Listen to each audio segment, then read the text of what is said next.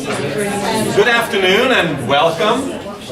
Welcome to a very special event, so special that our colloquium is meeting on a Tuesday. Usually it's on a Monday at 4, but this is an extra special event. We have Leah Buechley here with us, so we're meeting at this time. But if you're interested in the series, so get in contact with me or with Lloyd, and we'll tell you more about these talks. I'm Dor Abramson, member of faculty from the Graduate School of Education here. And I'm delighted and honored to introduce Dr. Leah Buechley, our speaker today. Leah is an engineer and educator widely recognized as a leading pioneer in STEM design research through her groundbreaking work in democratizing programming education by creating new forms of hybrid material and computational craft that invite more diverse students to the wonders and promise of technological know-how. Leah has also studied dance, theater, fine art, and design, and has previously been an associate professor at the MIT Media Lab, where she founded and directed the High-Low Tech Group. Last year, at the annual meeting of the ACM Special Interest Group on Interaction Design and Children, that was held at Stanford, and which I had the privilege of co-convening with Dr. Paolo Blickstein, Leah was the first ever recipient of the Edith Ackerman Award for Excellence in the Research and Development of Emancipatory Learning Resources and Activities for Children, along with Professor Jean Bamberger, who received the Complementary Award for Lifelong Achievement. In fact, Leah is in town today to meet with Jean and produce something together for the larger community, which was part of Paolo Blickstein's vision and charge of this new award. So we're really curious what this thing of something will be. Dr. Buechley's work is a paragon of the constructionist movement that rejects obsolete, oppressive educational ideologies of assessment, punishment, and exclusion, which only inculcate in students self-identities of failure and lifelong hatred of disciplines infused with quantitative reasoning. Instead, we look to explore alternative horizons of knowledge as cultural bounty, science as means of emancipation, joy, and growth, skill as fostering self-fulfillment, dignity, and pride, technological practice as building and sustaining communities. All these are possibilities in the making. Indeed, in the making. So please join me in welcoming Dr. Leah Buechley to Berkeley's Graduate School of Education.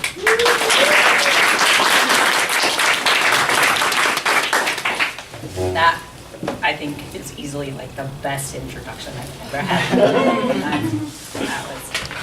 Thank you very much. Thank you all for coming.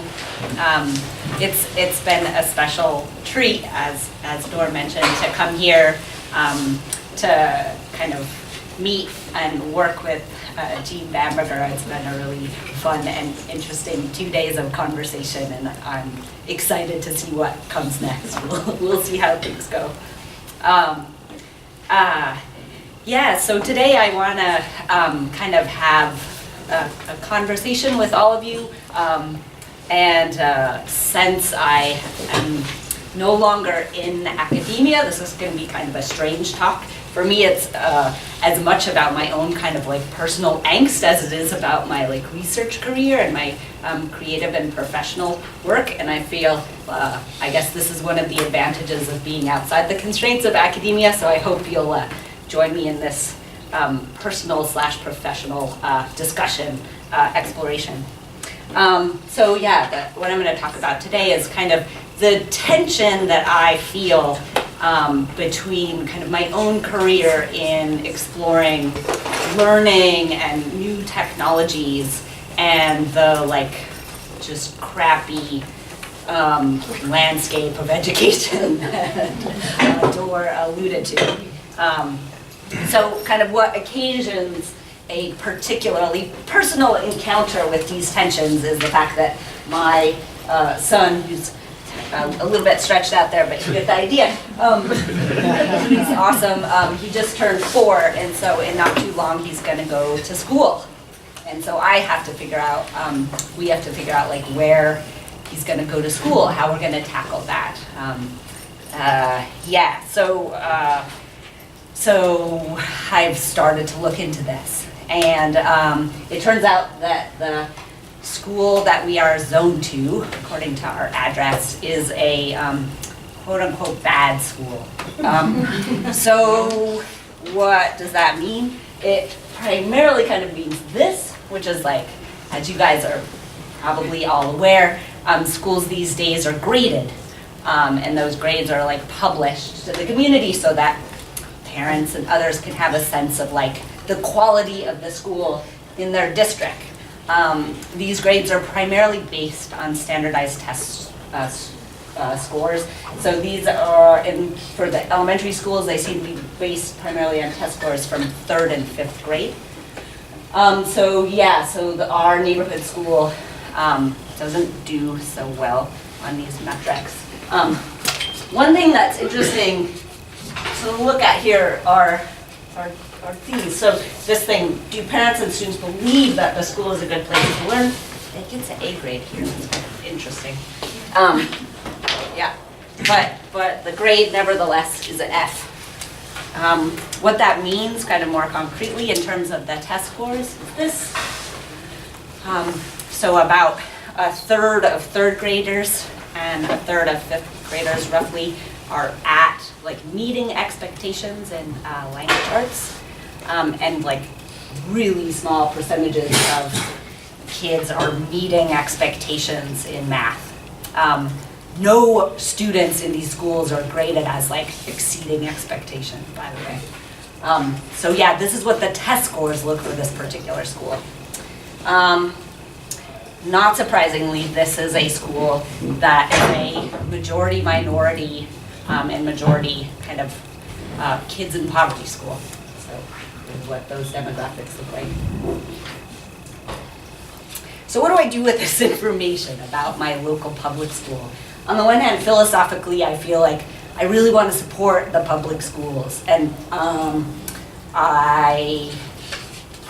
perhaps the best investment of my own resources as a parent or as like an educated person who's really interested and engaged in education would be to send my son to this quote-unquote bad school, and maybe it actually has a tremendous amount to offer. On the other hand, these are scary stats to me, despite the fact that I don't really believe in like standardized tests as like great measures of like what is happening on the learning front. These stats give me pause. Okay, so that's like one option. That's like option number one. So I can send my kid to this school. Of course, there's like other classic like yuppie parent option, is to go the private school route. So this is a beautiful Montessori school kind of down the street in this gorgeous light-filled building with like enormous rooms and tall ceilings, and artists occupy the top floor. They have chickens in the yard out back in a gorgeous garden. You are welcomed with like open arms to come and tour, and it's a lovely place. It's about $14,000 per year. So that's what that looks like. As a private institution, they don't really publish their demographic data, but yeah, it doesn't reflect the diversity of the city, either kind of ethnically, racially, or socioeconomically. So that's another option. This is kind of an interesting potential middle ground option. So Albuquerque, like many cities, has a bunch of charter schools, and this is one that seems particularly promising, perhaps. So there's it's a Montessori charter school, and the woman who runs the school seems very thoughtful about kind of what she's building there. Seems like a wonderful community. They have a beautiful campus, also not quite as nice as the private school, but it's pretty good. Of course, admission into charter schools around the city are, like in many cities, like lottery run. So you have to enroll in a lottery, and they're typically for desirable schools such as this one. There are way more applicants for the lottery than there are spaces in kindergarten, and so you're unlikely to get a place in this school, certainly for kindergarten. If you keep trying and are very persistent, you might get a space later on in 2nd, 3rd, or 4th grade.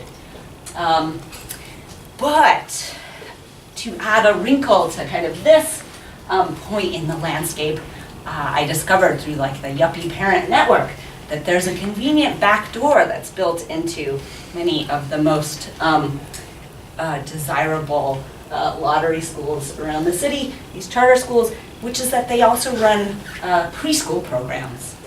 But the preschool programs are not public. They are pay preschool programs. So if you have a 3-year-old or a 4-year-old, you can pay to send your kids to the charter preschool, and that ensures you a slot in the charter public school. So if I pay $7,000 next year, I can like send my kid to public school for elementary through this kind of appalling backdoor policy. And not to be too hard on the openers of the school, I don't think they necessarily intended the mechanism to work the way it does, but yeah. So those are kind of my suite of options and thinking about what to do for my kid. Yeah, okay. Did homeschooling ever come up? Yeah, no, but yeah, we could talk about that too. So probably like many of you, I'm a big fan of the journalist Nicole Jones, who's done all sorts of wonderful kind of work around the topic of like the terrible choices that present themselves to you that are kind of parents across the nation face exactly essentially the choice that I face. And the point that she makes is that like our system like gives you the shittiest possible array of options to choose from, and that is really bad.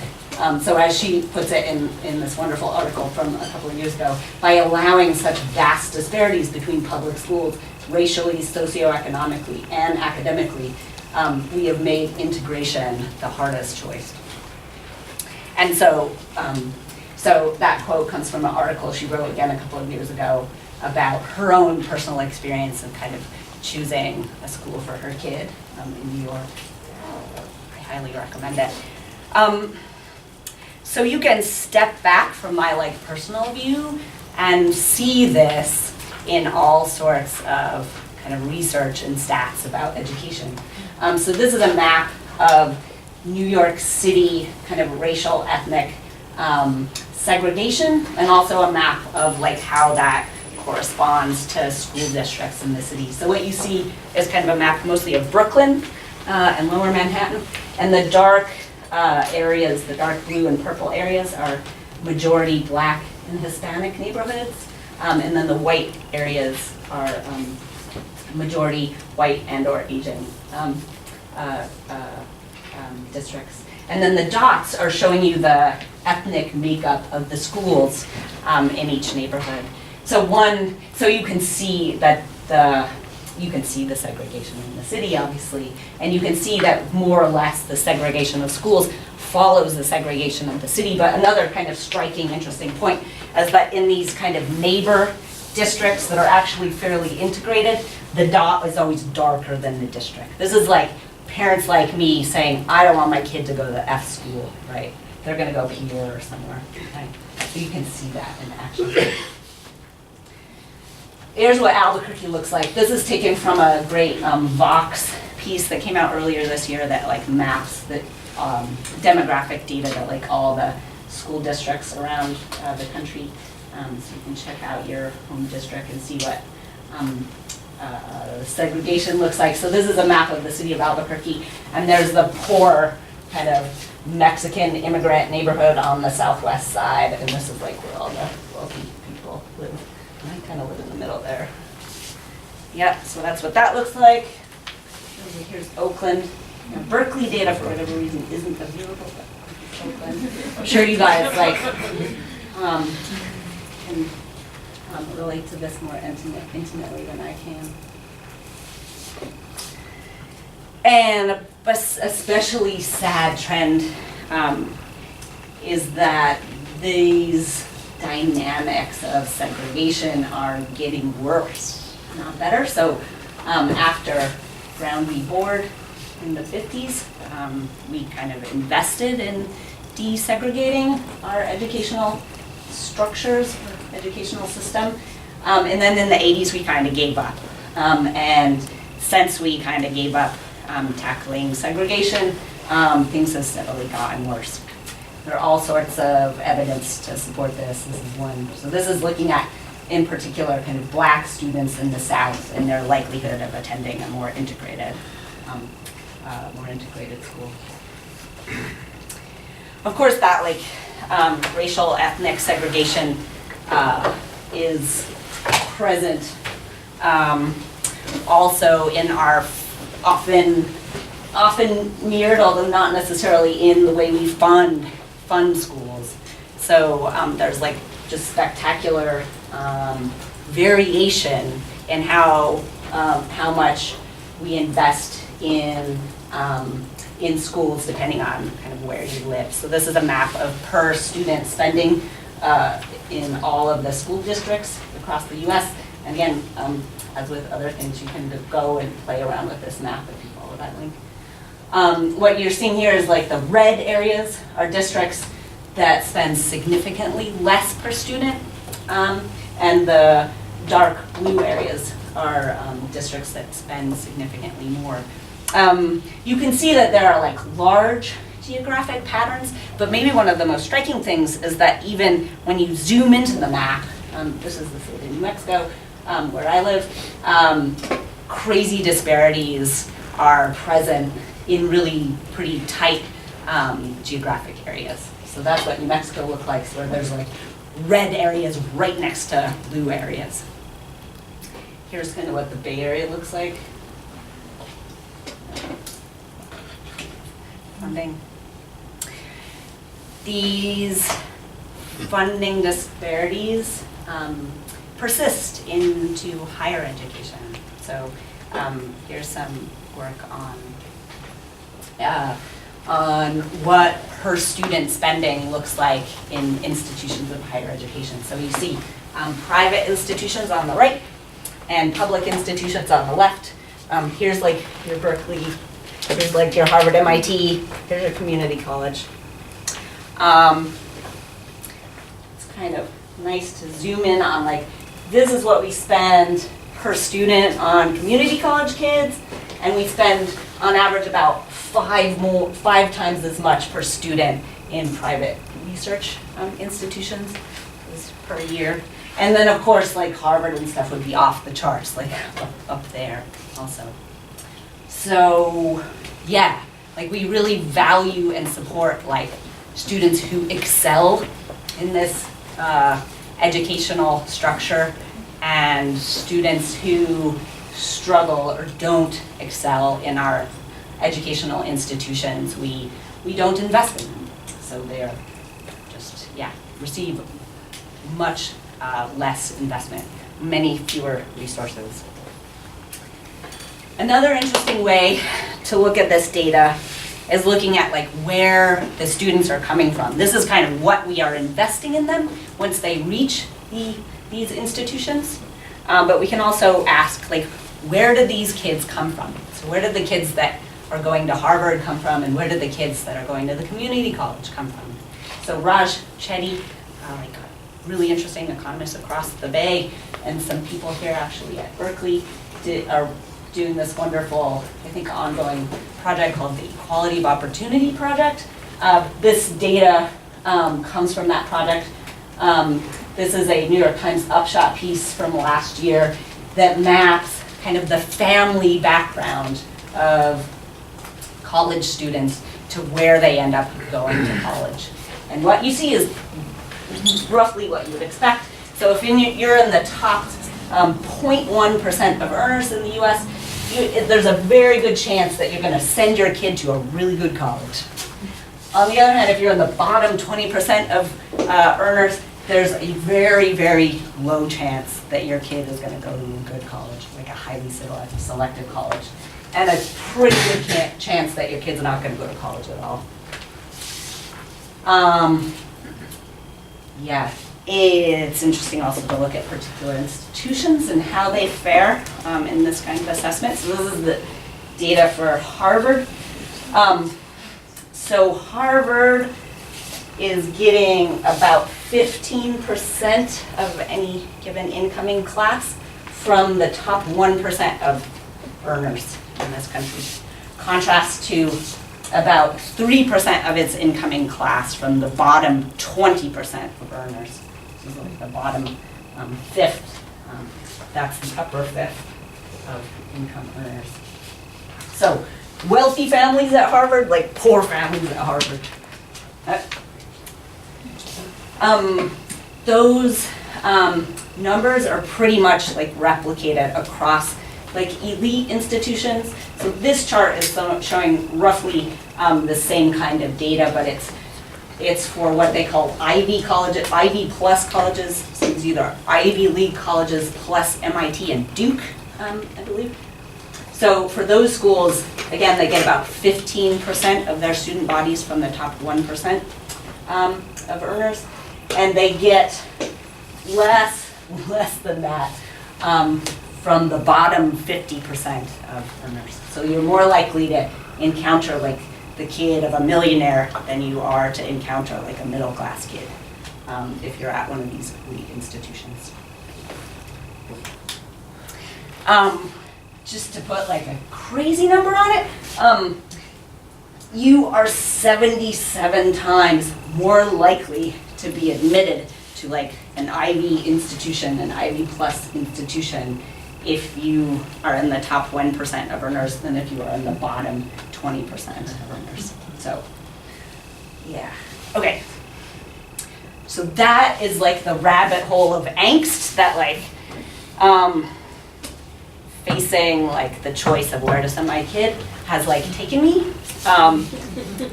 Yeah. And I don't know, maybe there's a case to be, maybe somebody wants to make a case that like really the like wealthy kids are 77 times smarter or like harder working than like these kids, but I guess I do not think that is the case. Okay.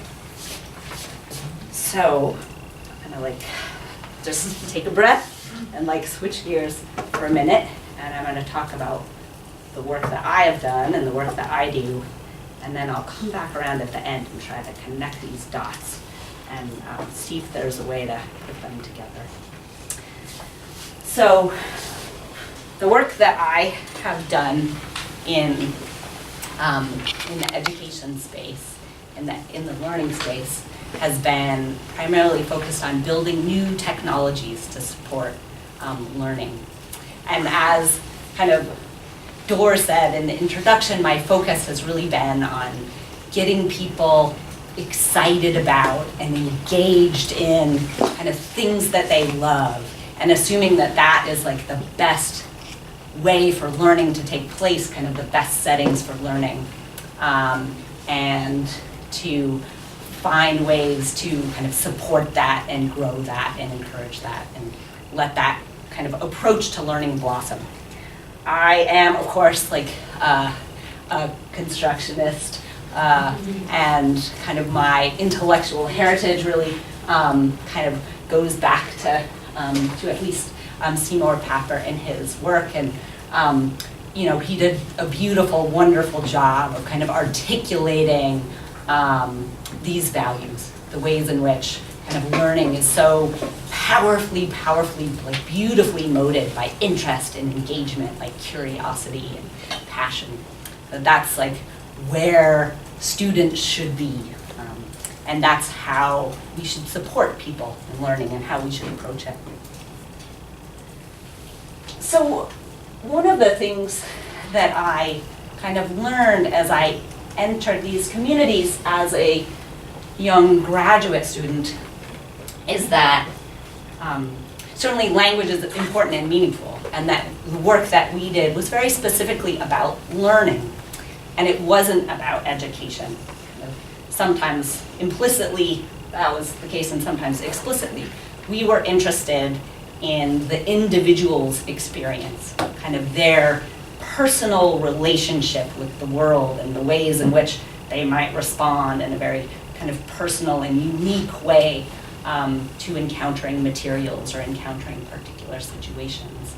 And that, in fact, that is where the emphasis should be right? So we should be focusing on people's learning experiences, kind of their, again, unique interactions with the world and growth through those dialogues that they have with the world. And in contrast, we were not terribly interested in the educational structures, like these bureaucratic structures that often seemed somewhat arbitrary, kind of philosophically incoherent or objectionable, right? And so we distance ourselves from educational structures. It's a quite defensible choice, but we'll come back to that later. But nevertheless, one of the things that I learned kind of joining this community of kind of learning scholars was this meaningful distinction between our focus, which was on learning, this beautiful, wonderful thing, and our kind of disengagement to some extent from educational structures, which were kind of objectionable in various ways. Okay, so on to like more specifics about work that I've done. This is probably the most well-known project, so I'll talk a little bit about it. So a well-known, or a tool, an example of a tool for learning that combines technology and craft and art. So what this is a set of electronic pieces. So this is a little computer, this is a motion sensor, a light, a speaker, and you can connect these together by stitching them with electrically conductive thread. And so you can use this kit to make soft, flexible, interactive devices. So it's like analogous to something like Lego Mindstorms or like Snap circuits, but it lets you play in a really different kind of material and aesthetic domain. So here's a snapshot of just showing you how you can stitch these circuits into fabrics. So I designed the kit and then went on to do a fair amount of work with kids, kind of using this kit and this set of materials as a way to introduce them to electronics and computation, also kind of design and engineering more broadly. So here are just a couple of sample student constructions. So on the left, this is a soft fabric piano. So each one of these colored circles, if you touch it, it'll play a musical note. And then here on the right, this is like this interactive stuffed toy. And the way that it works is if you squeeze the ears here, you can get different interactive responses from the animal. So it'll kind of shake and sing you a song, and its eyes kind of will blink in different patterns. And depending on how hard you squeeze its ears, you'll get a kind of different response. So these are just a couple of examples of student constructions. The other kind of fun thing about this project is that because it actually was a product that was out on the market eventually, other people that I had no connection to whatsoever would get the product and do all sorts of like beautiful and delightful things with it. So here are a couple of examples of projects that just happened out in the world. Some of my favorites. These are done primarily by kind of adult students or adult designers and artists. I'll skip this. So one of the things that I was most interested in working in this space was exploring kind of the cultural implications of these tools. So when you take something like electronics, like engineering and computation, and you put it in this different material space, what are the cultural implications of that? I'm going to skip these. So we began to study just who was kind of using these tools and how were those communities different from more traditional kind of engineering communities. So in particular, we did a study contrasting projects that were made with the lily pad Arduino kit. And you can see a selection of those projects up here with projects that were done with a functionally equivalent component kind of set of pieces. This is a traditional Arduino. So vibrant communities of people kind of working with both of those tools. The tools are essentially functionally identical, kind of intellectually identical, but they have very different like material affordances. Are those communities different? Turns out the answer is yes, in ways that are perhaps not super surprising. Turns out that traditional electronics tinkering communities, like this is now a few years old, so I would expect that these dynamics have shifted a little bit, but probably not much. But women were almost like entirely absent from like traditional electronics kind of computing hobbyist communities. So the percentage of women here is like 2%. So this is, yeah, and you can find, I was gonna go into a methodology kind of shortcut, like aside, but you can find that out in the paper. I won't go there. But anyway, so the lily pad kit, we saw just a complete upending of those dynamics. So a majority of the projects that were done with lily pad were done by young women. And that seemed quite striking and meaningful. The big takeaway for me is that like the cultural affordances of a tool matter just as much as kind of the functional affordances, kind of what we would think of as like the abstractable affordances, right? The materials that you work with, the kind of traditions that you tie into are incredibly powerful. And that we can be thoughtful about those material choices, those kind of cultural choices in our design of tools to engage with underserved communities. And that this is a technique for engaging with people that is that's surprisingly uncommon and that we should take advantage of more often. So that is a story about some of our work in textiles and electronics.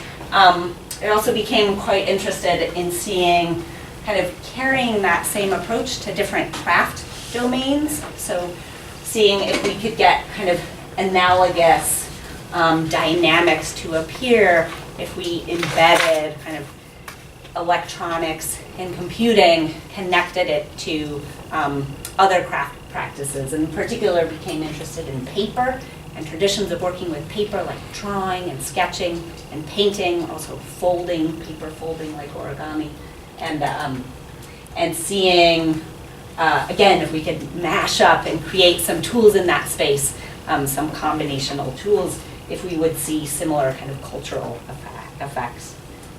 I should also say that around this time, when early on in my work with paper, I had the great fortune of encountering an awesome student, Chi. She's a brilliant designer and artist who I'm sure several of you know. This is her work, kind of using some of the initial tools that I developed for working with paper and electronics. She built all sorts of like dazzling constructions.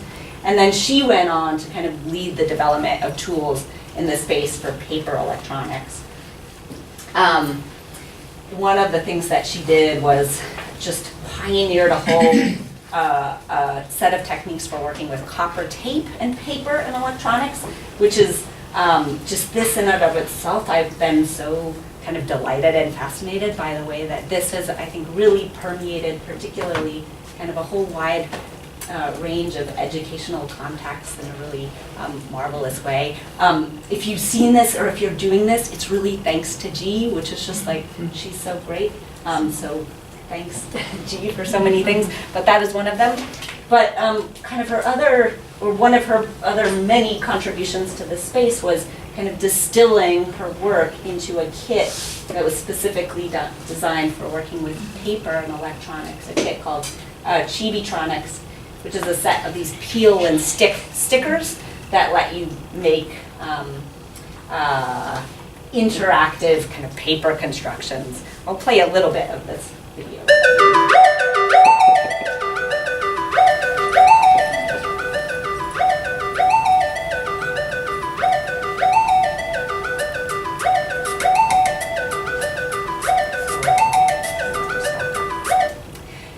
So you get, probably some of you are familiar with this work already, but you get a sense of what that construction kit was like. So that kit she turned eventually into a commercial product as well, and that has been on the market for a while. And it has given us the opportunity to do research around the type of communities that are using that kit.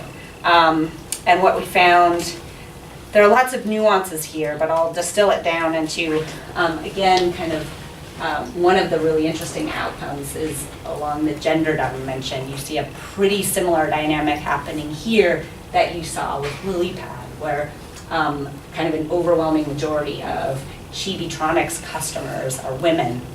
And one of the, both with LilyPad and with Chibi-tronics, there's really interesting evidence that these are communities that are very new to experimenting with electronics and with computation. In particular, the crazy thing that has happened with Chibi-tronics that's been really interesting is that it's been really widely adopted by the scrapbooking community. So there's like a huge, vibrant scrapbooking community, and they have like super adopted Chibi-tronics. And there you can find all sorts of stuff about electronics and kind of coding and stuff in these scrapbooking subcultures in a way that was like basically absent from them before. So there are, I think, interesting implications here. Yeah. So when we build tools with these new kind of material and cultural affordances, we engage with really, really different groups of people. So this is a powerful way to kind of reach out and engage really different people. Okay, so now I'm going to kind of come back. That's like a snapshot of the work that that I have done, that some of my students have done. I wanted to come back to try to tie up, connect that back to what I talked about in the first chunk of the talk. So in my attempt to kind of connect these dots, I felt like a natural place to start was kind of interest and engagement. So what I think are these kind of foundational things that should really be the driver of like learning experiences. To think, to go and jump to research in like the education, the proper like super education focused communities, and see how they think about and explore these issues around interest and engagement. So one of the things, and here I'm like on thin ice because you guys are an education department. You can like tell me how I'm like misinterpreting all this data or something after the talk, but I'll forge ahead. So one of the things that you find is there are these studies of student engagement that find roughly that it kind of declines over time. So the longer that kids are in school, the more disengaged they become. So here's like your super excited, like happy elementary school kid, feeling great. Here's like your 11th grader, just like, yeah.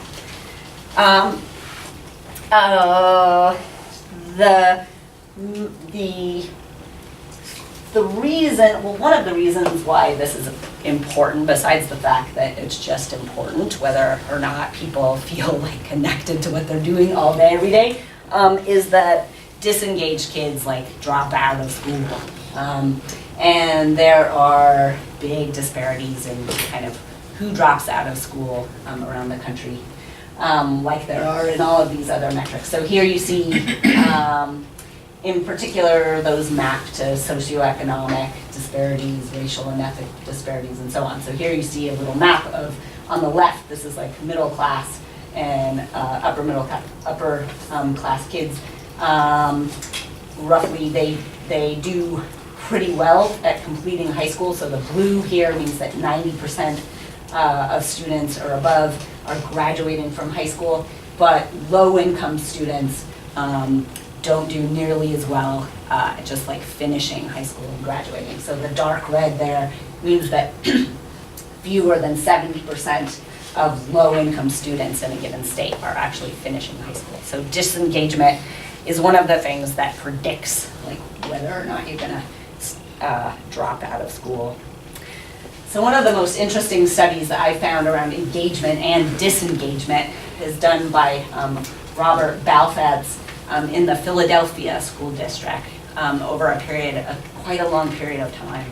I think looking at high poverty, majority minority districts in Philadelphia over the span of, I think it was 15 years, and tracking kind of how kids did and trying to make sense of like who was graduating, who wasn't, which schools were doing better, which were doing worse, and making sense of that kind of massive set of questions.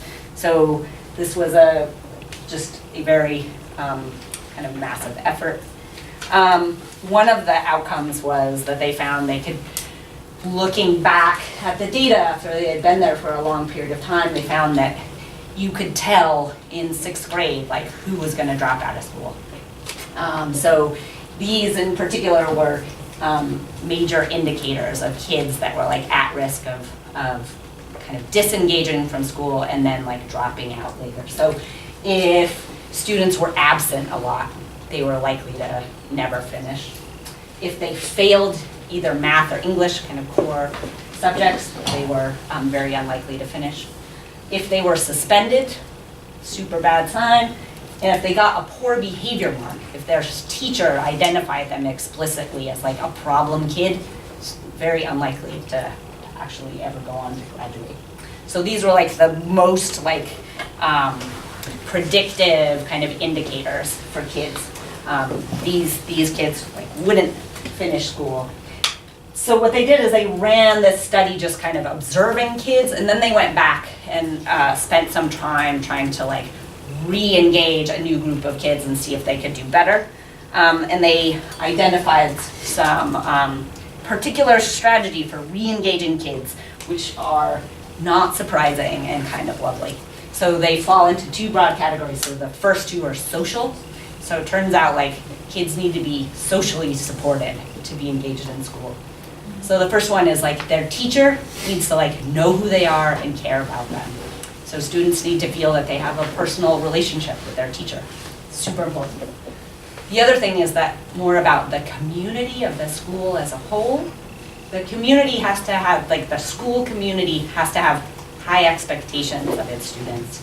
It has to like expect them to do well. It has to expect them to like be able to function in the school, succeed in the school, engage in the school. If the school like disengages from the student and like says like, oh, you're not going to be able to make it, like of course the kid's not going to be able to make it, right? So the first foundational thing is like social connections to school. Like you need that. Then the other two things are all about the academic side of things, and they're all about interest and engagement. So students need to feel that the academic material that they're studying is like relevant to their life, like it has some connection to them. So that's the first big, huge one, like does this connect to me in any sort of way? And then the second big one is like, they need to be interested. They need to be curious, excited, engaged with like what they're learning. So those are like the foundational, like, those are like the outcomes of this massive longitudinal study about like what makes for successful academic environments, right? Yep. They then kind of went back into schools and did some interventions based around kind of what they had learned, and had pretty significant impact on kids that they worked with. Were able to get quite a lot of the kids who were at super high risk of dropping out to like re-engage and actually go on to finish school. So had some positive outcome. So that is one just takeaway that kind of that the education research and the education scholars. I think there's, at least in many quarters, fair overlap in an agreement that engagement and interest are key.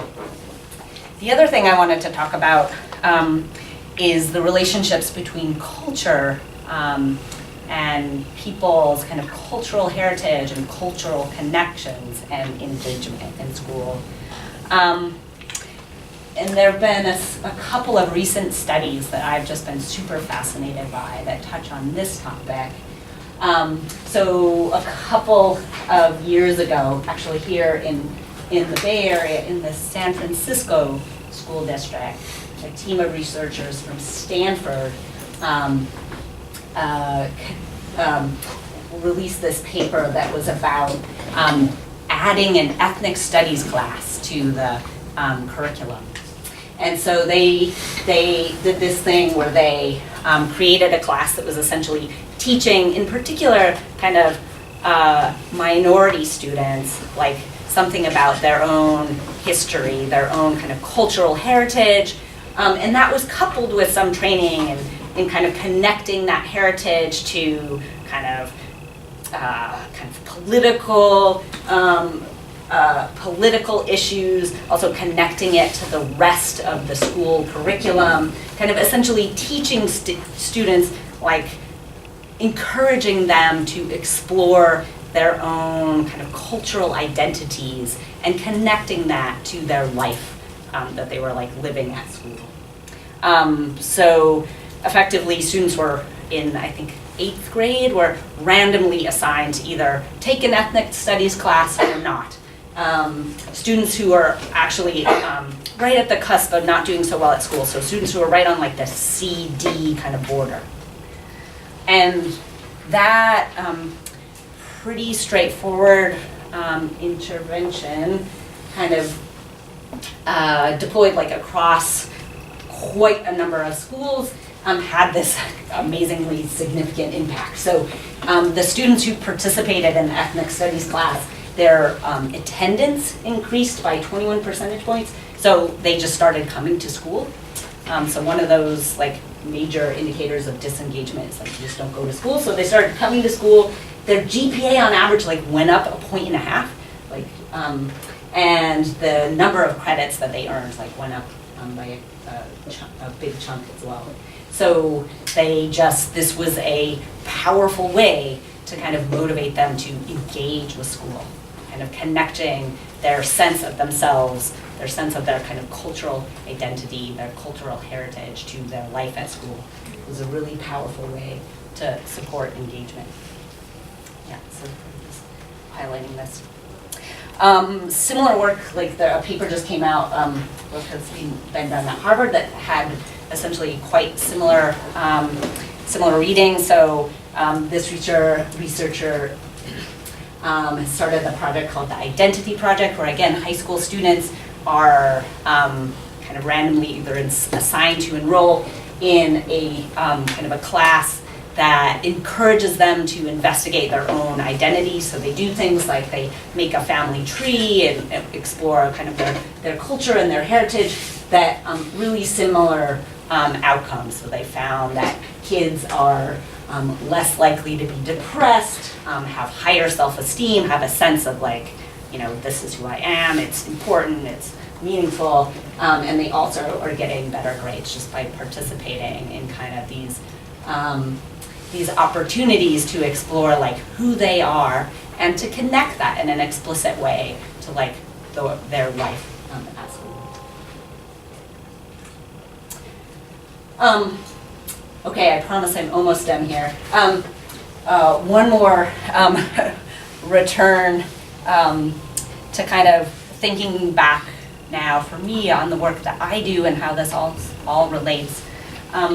The first thing I wanted to say is that, of course, like designing new technologies and exploring like the way that people learn with new technologies is not like going to solve all of these super humongous like educational problems. Like I'm painfully aware of that. So in some sense, like I do what I like love to do, and that's okay, and it's not going to solve all these problems, right? It's just not. And what we need to do to solve those kinds of problems is probably just civic engagement, right? We need political solutions to the like crazy disparities that are like so entrenched in our educational society. Like research and stuff isn't gonna cut it.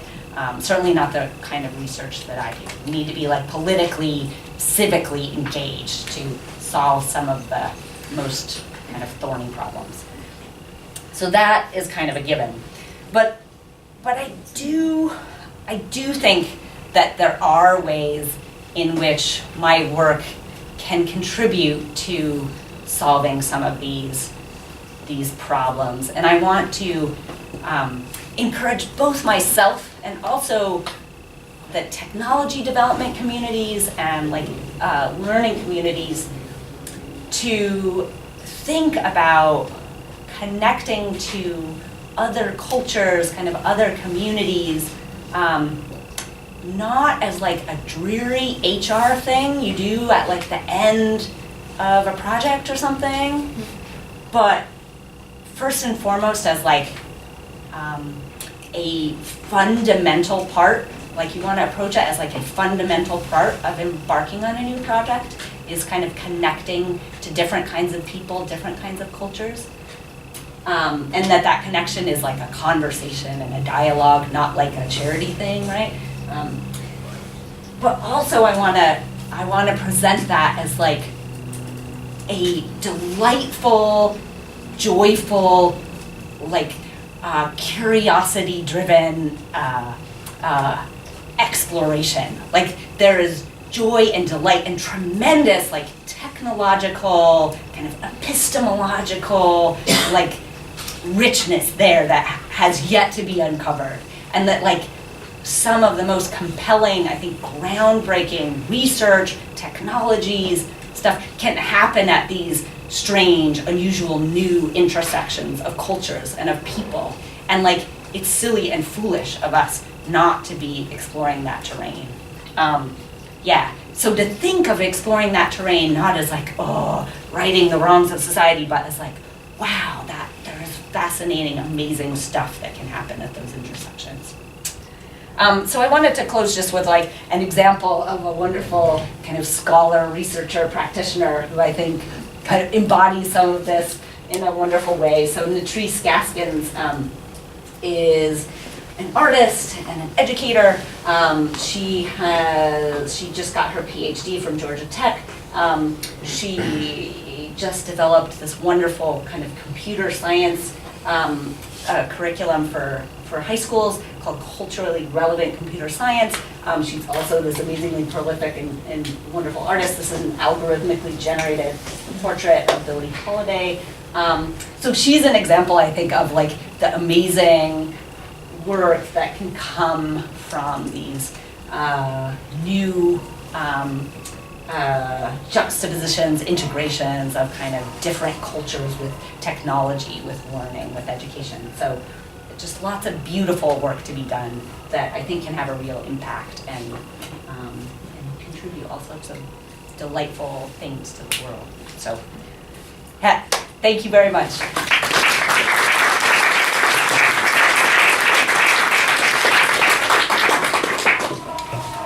Thanks so much, Leah. We have plenty of time till 5:30 or soon thereafter for questions, so if you would like to. Sure. You showed us a map of spending by state on schools, and I'm just wondering how strong is the correlation between spending and school quality? In other words, you have a state like New York, does that guarantee A and B schools, and you have a weaker, much lower state, does that guarantee D and F schools, or is it weaker relationship? Yeah, so that is like a very fraught and interesting like conversation. I had an extra slide in here that I took out. So there's a whole bunch of research around that topic. So and the answers seem to be pretty complex. There's definitely no like linear relationship. It really depends on how the money is spent. Yeah, so that's a big thing. So like as like, for example, the Newark School District, like Adventure, has showed us like we spend it all on like consultants. Like, no, this doesn't help anybody. It's not a thing anymore. But there's also no particularly good evidence that it will improve test scores. Or there's mixed evidence, I should say, but at least in many districts there have been like, oh, there's like, this district is actually like a poor district, it gets more funding, you would expect the test scores to go up, they do not. So that is, then people say like, oh, well, we shouldn't bother spending any more money, right? That's like, but I'll just cite like one study that was a particularly interesting one in this space. This is a study from a couple of years ago that looked not at test scores, but at like longer term like life outcomes. And they found that you can find like positive outcomes for increased school spending, particularly for low income schools. So like this is kind of a complex, there are like nuances here, but basically if you were like in an impoverished school and your school got more money and that more money persisted for a significant amount of time, then your outcome like went up and up and up. Like your likelihood to like finish school, your likelihood to go on to like more school, and your earnings like after graduation went steadily up the longer you were in a school that like received more funding. Another kind of interesting outcome from this study was like you got a big benefit if you were like a poor kid, but not so much if you were like a middle class kid, which also kind of makes sense. Like I could keep talking about that, but there's a little bit of info about it. Yeah.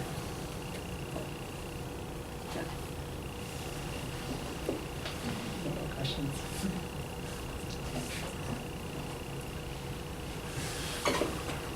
Maybe I'll spark something. What do we know about communities who? So you speak about these technologies you put out there. How do people learn to use them? What kind of supports do they have for first time engaging and becoming part of these communities and using them effectively? Yeah.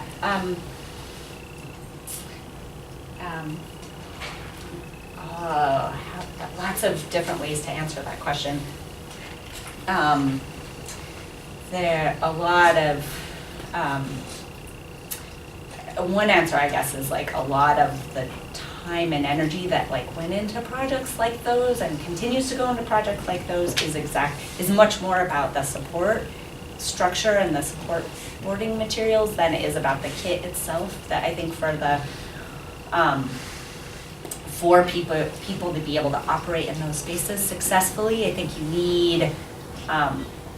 need strong support materials. So explaining kind of prompts to get kids or other novices to explore materials, some initial guides of kind of example projects that provide some structure but also encourage and allow for creativity. I think that is a huge part of the space, and I actually wish more like explicit kind of academic attention was devoted to it. But it's easier to write a paper about like a fancy widget than like the activity guide for it. Like, I don't know, unfortunately, but I think that yes, that's a really important facet of this. The other thing that ends up being incredibly important is like community, right? So you need to be, especially with the physical stuff, I think you need to be physically close to people who are able to assist you. It's really challenging, especially for novices, particularly for kids, to do this work in isolation, like social isolation. So some sort of social network that you're connected to seems essential. So maybe that's your family that is helping you, or maybe that happens in a library or an after-school space.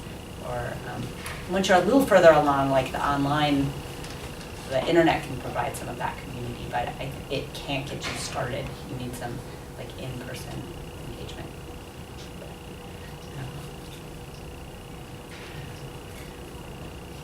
Uh-huh. So your talk really resonated with me on many levels. One, I have a 5-year-old who is entering kindergarten in the fall, so I'm very much in the same boat as far as kind of gauging the different schools and my different education options. But this concept of disengagement, I do hands-on STEAM education in both public, private, and charter schools, and I've seen how the different education pedagogies kind of feel and look differently in the classroom.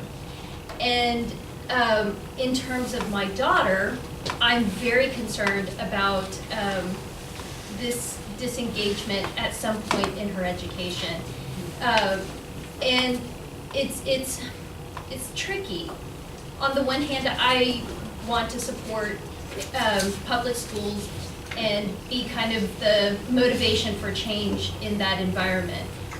But at the same time, am I willing to risk my own daughter who loves learning and has grown up in this world of hands-on making and empowerment and curiosity, play-based learning? Do I want to risk taking that chance of her unplugging because she's not getting that teacher connection, or the expectation for her is not what it would be in a private school with a smaller class size, or a teacher that is well paid and comes with energy to the classroom, and so it's it's such a big problem, and it feels very hard to address on many levels. You know, one of the options is, okay, well,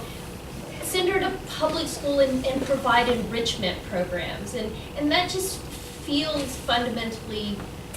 Yeah, no, I mean, you kind of restated my, quandary, totally. I mean, I think this is the choice that all, like caring parents face, is like the choices are really difficult, and it does feel like it's the kind of moral choice versus what's best for your kid, kind of that. May not be entirely true, but that's what it often feels like. And I think it's like a collective action problem, right? It's a classic thing where if we all do like the thing that is slightly better for our kid, we end up in a society that is just really bad. And so we need to address this collectively. I don't think there's no feasible way that we're gonna solve this if everybody is making their own like individual choice. And it's like the choices are really frustratingly bad. So I don't know. There's nothing to say besides that. Yeah. The other point I was going to make is seeing educators really hesitant to integrate that kind of cultural richness into this real hardcore NGSS standard of thinking. Yeah. And I would be curious to hear your thoughts on how you see that unfolding, or what would you hope?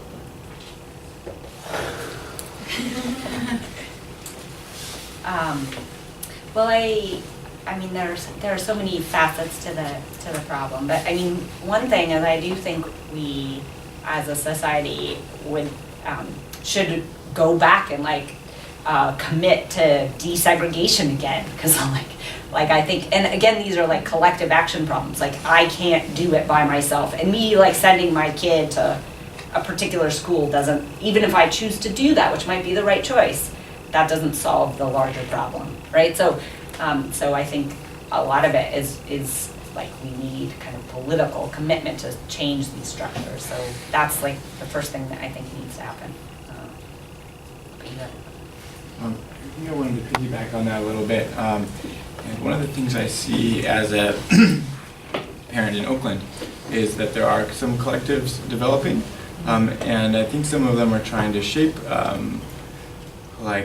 options for education that are maybe outside government, but not outside public, in the sense that they're collections of parents and doing things like my child's very young, so I'm attuned to like parent co-ops for daycare that work, by a neighborhood, and my neighborhood is pretty mixed income, and so that collective is pretty diverse, but it's not a public and transparent university or a public transparent option. And I was wondering, in the course of developing these tools that have spanned lots of different kinds of people, if you've learned anything about collective building that is across difference, because I see the collective that we do form still forming around class and racial. Yeah. I mean, the thing that I would say about that is that, and that I feel like I've learned and like that I continue to encounter, is it takes tremendous effort to like break out of like our natural just rhythms of social interaction and stuff. And so I think to make a kind of progress on these fronts takes very deliberate commitment to do that. And that's kind of the most important thing. And then I think once you've made that commitment, and if you stick to it, like, then you can make great progress. But you have to be just constantly vigilant about the fact that it's never going to happen naturally.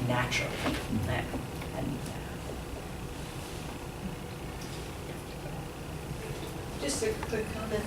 I think it's so interesting that you've come to focus on the people aspect of this, the culture, bringing people from different cultures together, as opposed to what so many educators have done through time, which is to focus on the content, the curriculum, the particular reforms that are so.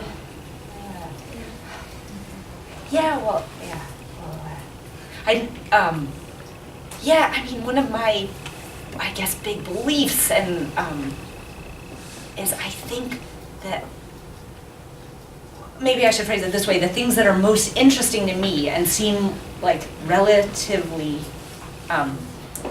unexplored are these questions. I guess I think that more interesting and to me is like not like the mechanics of like how optimally to learn like how electricity flows in a circuit, but how can different people kind of connect to that knowledge and have access to it and have ownership over it. And I think those things are more powerful drivers to engagement and participation often than whether we're getting the explanation like just right. Yeah, so I'm reiterating your comment. Thank you.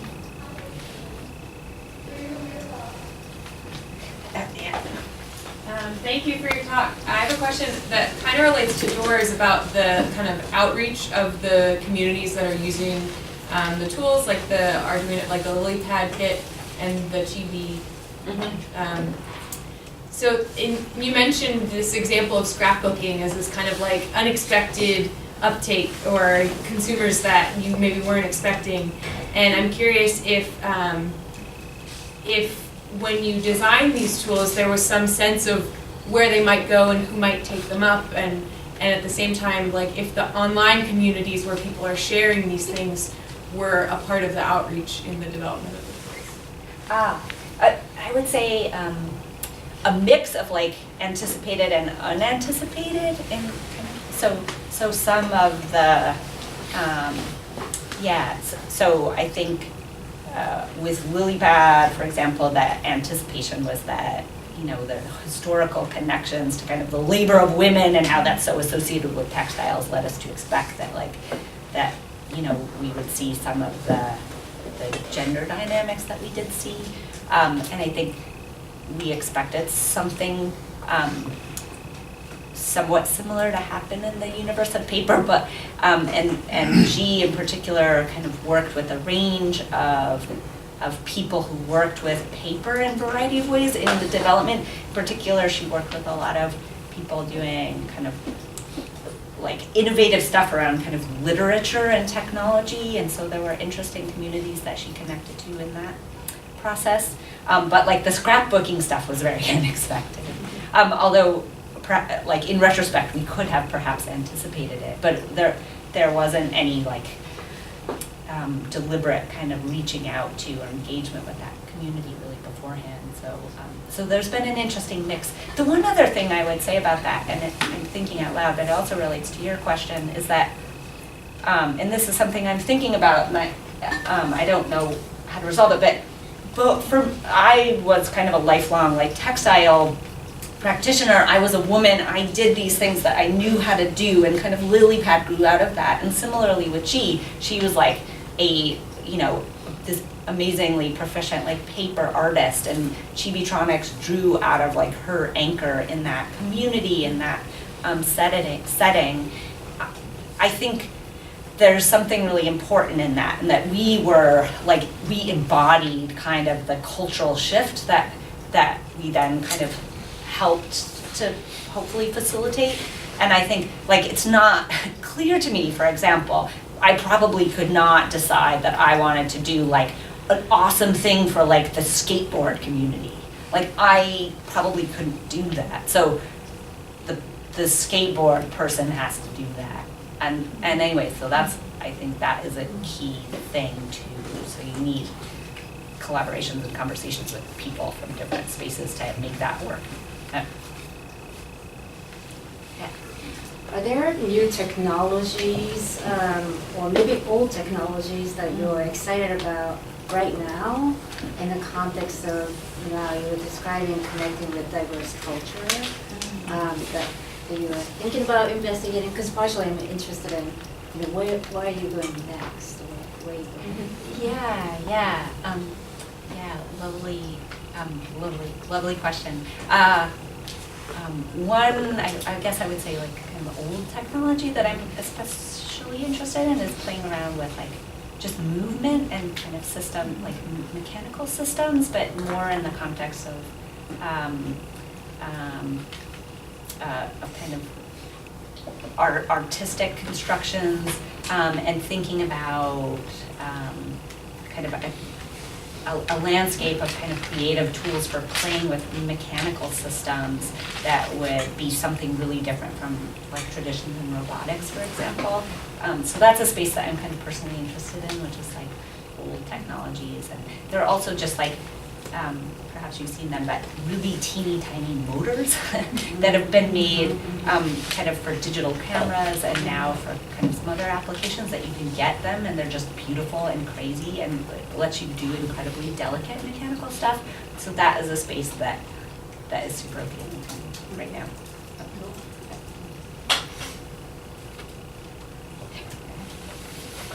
I have a huge question, which I'm allowing myself to ask, because we have only 5 minutes. Okay. And so I wonder, it's that kind of classical question. If you had gazillion dollars, if you were going to make the dream school, and maybe I actually don't need gazillion dollars, I don't know.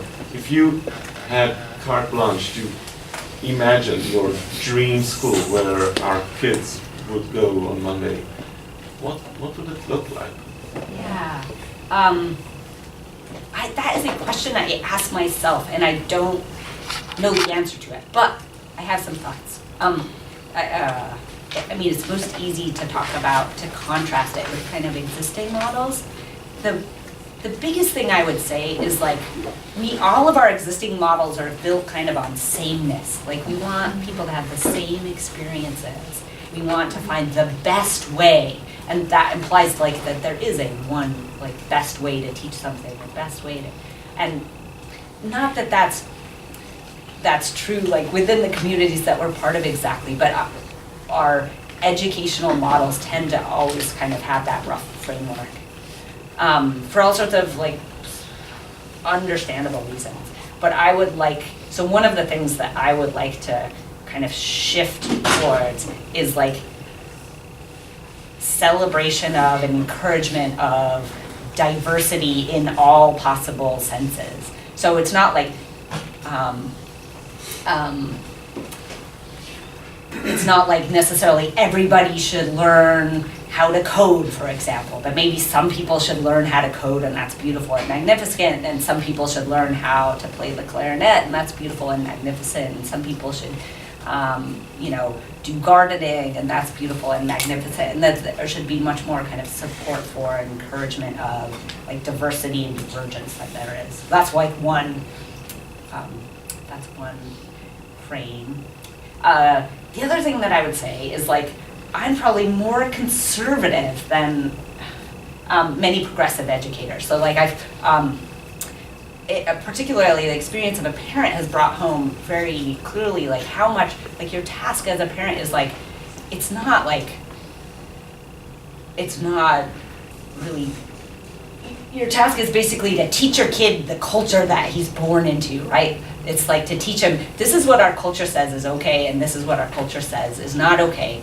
And that necessitates a lot of explicit instruction. And so I want to like step back from explicit instruction, but it's also quite clearly necessary in many ways. And so finding the balance between acknowledging kind of power dynamics and explicit instruction, and it's kind of when that is kind of tastefully done, and when kind of more self-guided activities are done. That seems like a very delicate and fraught question to me. It's not clear that we can totally do away with explicit instruction, right?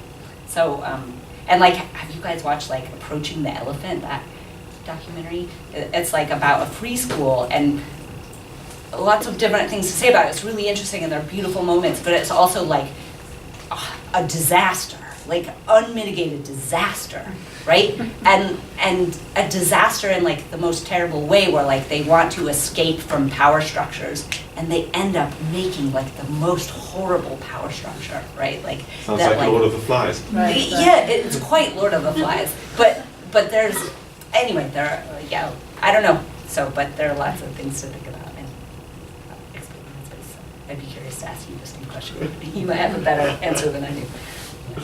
That's what Elon Musk did. He just made school for his kids. Because he wasn't satisfied with the school, and then he just built a school. Maybe I'll send my son to Elon Musk. Okay, well, thank you very much. Thank you, everyone, and thank you so much for